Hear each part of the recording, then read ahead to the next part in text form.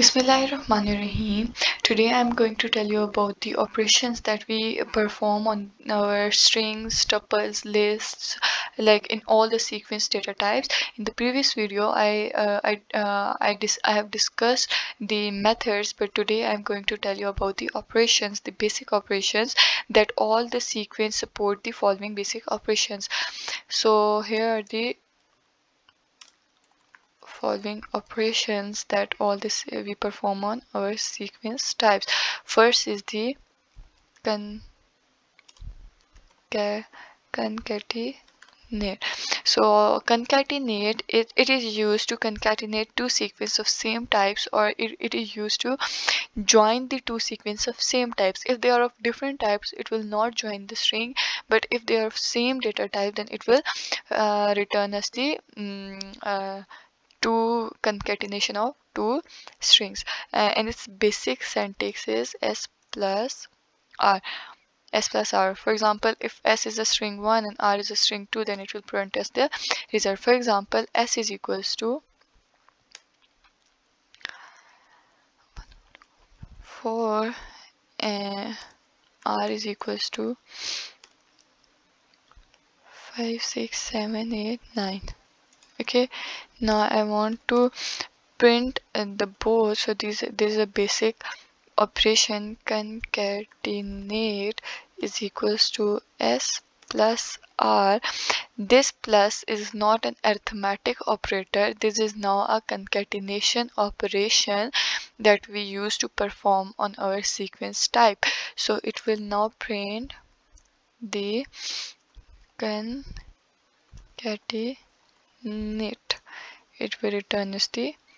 See, now it know what this operation is. It is used to join the string of sequence of same type. Now this is a type of integer type list, so it will they both are the integer type list, so it gave us the output of two strings that we concatenate, two strings joining of two strings. Now there's another method, operation, which is a copy operation. Copy operation, it tells us the number of times you want the values to print, and it will, for example, if one list is copied into the another list, and how many times it will print the list. For example, the basic syntax is any variable where, for example, any variable var is equals to s multiplied by n. So this is a new variable that we want to, for example, if we say, you will easily understand. Now this for example, this is, you want to copy any variable.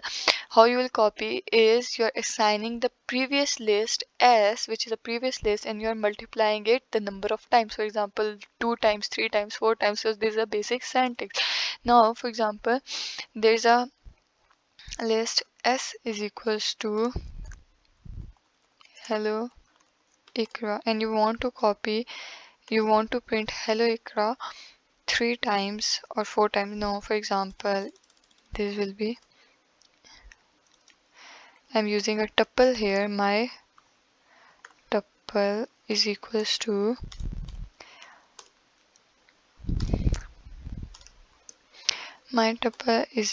to g comma h. Now I want to copy this tuple in a new variable. I want to print these values multiple times. For example, I want to print these values 4 times.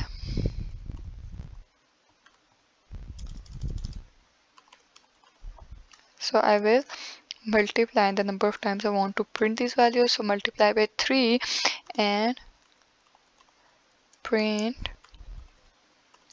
copy. So it will return us, see, gh. So it returns us the number of times it returned, the 3 number of times it printed the values, the 3 times. For example, one time this, one time this, one time this, and one time that. And if you run again, now this was the second method.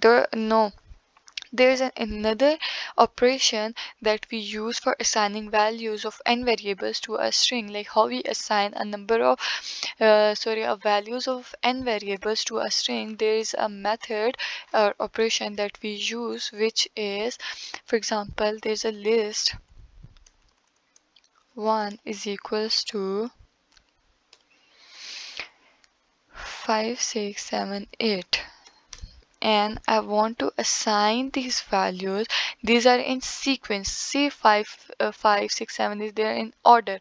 So now I want to assign these values or this list to a new string or any variable or anything. So I will assign them in this order, like I want them in this order. So I'll easily assign them like list 1, and I want to print the ABCD A, comma B, comma C, comma D. Sorry. Now it will return the values in sequence. See, now they are printed in the same order as we given them. They're like A will print the 5, B will print the 6, C will print the 7, and D will print the A. This is how we assign values of n variable to a string S.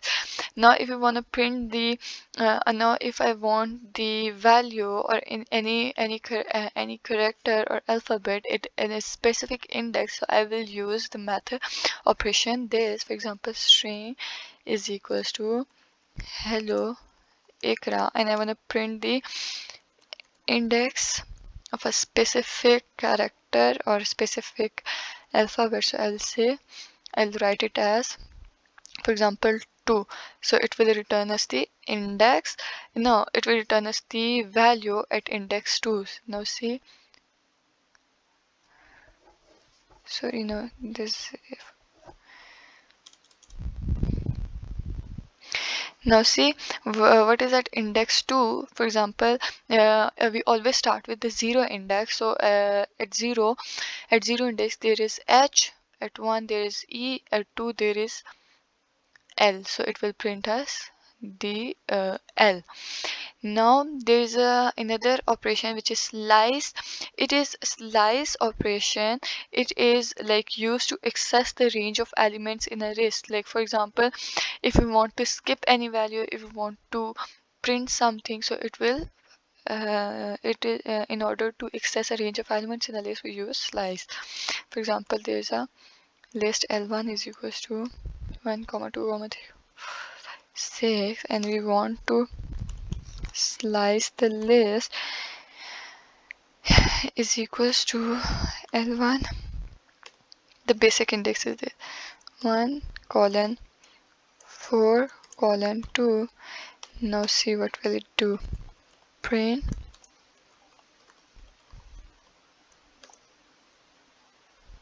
2 or 4. Now see, what did it do? It just skipped the 1 and it printed out these two values, which is in the first order. 2 is in the first place and 4 is in the second place. It printed it skipped this one, and this is how this operation works.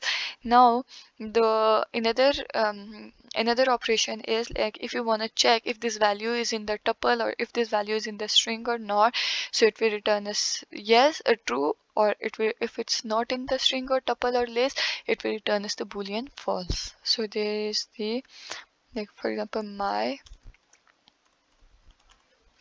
tuple is equals to 2 5 7 9 0. Print 10 in my tuple.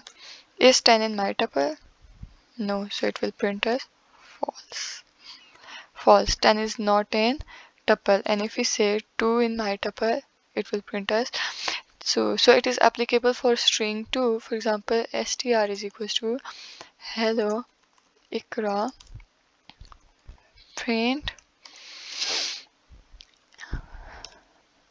y in str. Is y in the string? False. If we say I in str, it will return true. So these are the basic operations that we use in our sequence data types.